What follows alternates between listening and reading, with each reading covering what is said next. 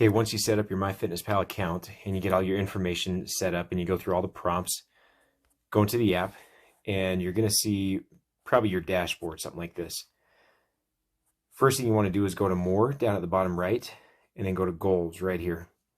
In Goals, we want to first turn off the exercise calories. So the very bottom, if you scroll all the way down, exercise calories, make sure that toggle switch is turned off. We don't want it to add calories based on the exercise you did because that gets messy. Next, we're going to go to calories, carbs, protein, and fat goals. And we're going to set your daily calorie goals. Mine's set at 2,000 right now.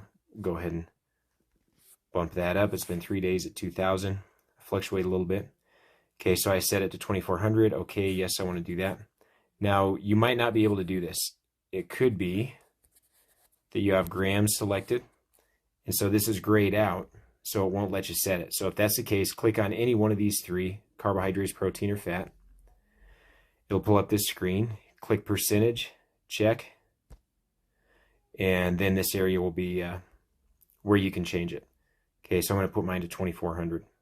Now this other stuff here, your current weight, your goal weight, your weekly goal, and your activity level, don't worry about any of that. I would put your starting weight in. That's the only thing that really matters here. We do have it in Trainerized too. But you can go ahead and put your starting weight in. But don't put your weights in because that's going to change your calorie recommendations from MyFitnessPal, and it's going to give you bad recommendations. You and I are going to determine your daily calorie goal, not MyFitnessPal. So here's how you enter foods. Just go to the meal where you're going to have the food. I'm going to go to dinner, add food.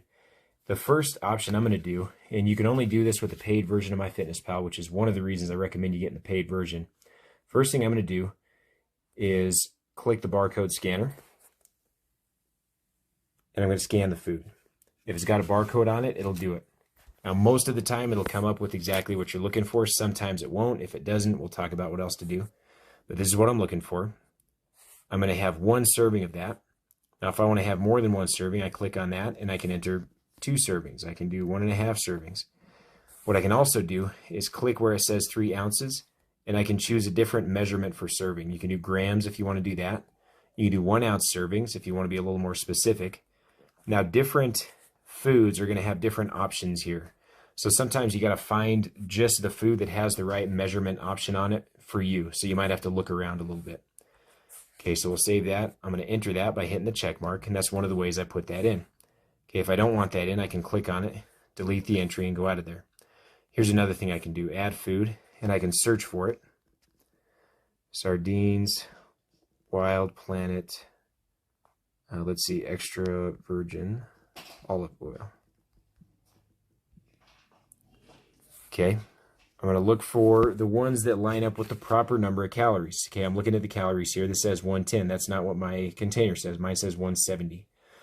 So here we go. I found it right here. That's correct. So I would go ahead and enter that in. Okay, and then you're going to have to back out of there to go back to the journal. Okay, let's take that out again. That's how you delete an entry there. And then the last way I can do it is to scan down on my history. See that says history right there?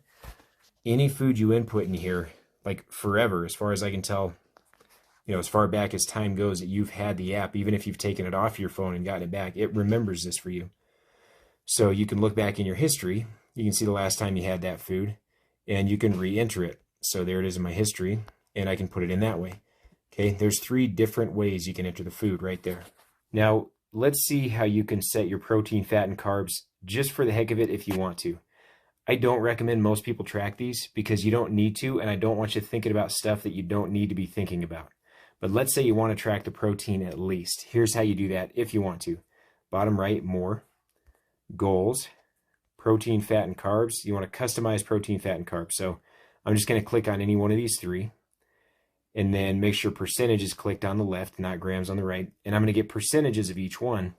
And then it'll tell me up here what those numbers in grams end up being. So let's say I want to have less fat. In order to keep this at 100%, I can either have more protein, like that, or I can keep this at less and I can have more carbs, like that. Just make sure this number's at 100%, otherwise it won't let you do it.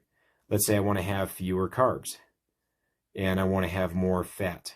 A lot of people like to do that, so we want a 30-30-40 split. That's cool. So that puts me at still 180 grams of protein, 180 grams of carbs, and 106 grams of fat.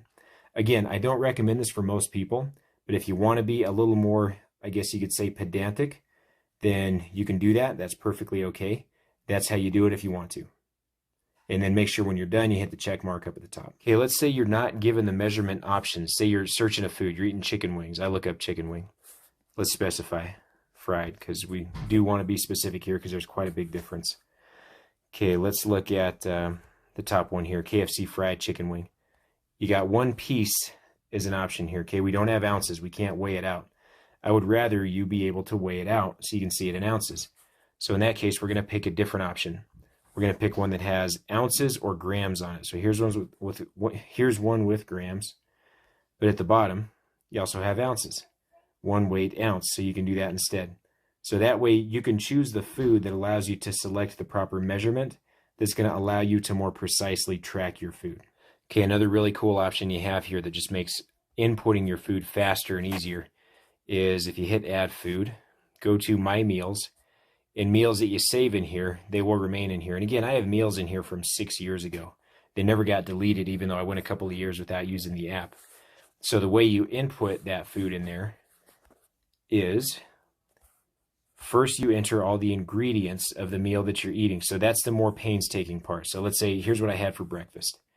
Odd breakfast, I know. Ancient grains, sardines, and chunk light tuna. And then I put some hot sauce on it. Click the 3 dots. Save meal, and then with the save meal option, you just give the meal a name. You can add a photo, so you can take a picture of the meal if you want the pictures on the left-hand column there.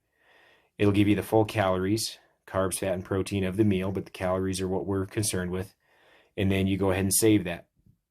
I don't actually want to save that as a meal, but that's how you do it if you want to. And once you save it, you go to add food, my meals, and it'll be there. If you want to see, let's say, how much protein you've had during the day. So notice this very top row here. If I scroll down, or I guess if I move my finger up, so if I scroll up, those things disappear. So if you can't see those, scroll down with your thumb, hit the pie chart there. You can click calories, which gives you a percentage calorie breakdown per meal. I don't care at all about that whatsoever. I don't care if you eat 1 meal or 10 meals a day, it doesn't matter. You can look at macros. That will give you the macro percentage distribution of all your food throughout the day. I don't care about that either. You can look at nutrients, and the main thing that I would have anybody look at is protein on top here. It'll give you total grams of protein. It'll give you a goal if you went in and set that. If you didn't, don't worry at all about it. You can kind of eyeball the protein here, and that's a good statistic to kind of keep your eye on a little tiny bit. All right, and last but not least, you're going to get into your Trainerize account. This is your dashboard on Trainerize, a little rocket ship that you're on the left here. Go to the very bottom right to the 3 dots. And you're going to connect your Trainerize to MyFitnessPal. So click MyFitnessPal down at the bottom here. See, I've already connected mine. Sync now if you have not done it. If I wanted to disconnect, then I would hit that right there. But that gives you the ability to connect those two together. And then what that will do is when you look at your calendar, that'll tell you what you've eaten for the day. Okay, it'll tell you calories, protein, carbs, and fat. Just look at the calories, and you're going to know what your calorie goal is. Okay, mine hasn't updated. I just updated mine. So I just had it at 2,000 calories, but click on this little star at the bottom. That will tell you your daily caloric goal. And I can look at that, and I can see the food you've eaten throughout the day when I look back on your calendar. So go ahead and sync those up right now, and we are ready to go.